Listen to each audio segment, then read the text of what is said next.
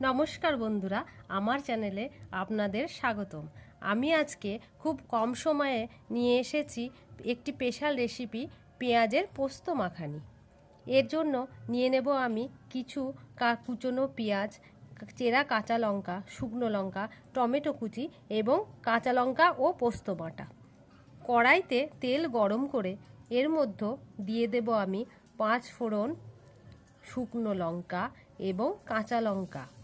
ফোড়ন হয়ে এলে এর মধ্যে আমি ওই কুচনো পেঁয়াজগুলি দিয়ে দেব। এবারে ভালো করে পেঁয়াজগুলিকে নেড়ে চেড়ে নিয়ে একটু ভাজা ভাজা হলেই তার মধ্যে দিয়ে দেব আমি পরিমাণ মতন লবণ। লবণ দিয়ে আরেকটু ভালো করে নেড়ে চেড়ে নিয়ে এর মধ্যে দিয়ে দেব আমি টমেটো কুচিগুলি নাড়াচাড়া হয়ে গেলে পেঁয়াজের সঙ্গে আরেকটু ভালো করে নেড়ে চেড়ে নেব। এবারে দেব আমি পোস্ত এবং কাঁচা লঙ্কা বাটা। পোস্ত এবং কাঁচা লঙ্কা বাটা দিয়ে ভালো করে নেড়ে চেড়ে একটু শুকনো শুকনো হয়ে গেলে তার উপরে দিয়ে দেব আমি একটু সর্ষের তেল, এটি স্বাদ বাড়াবার জন্য।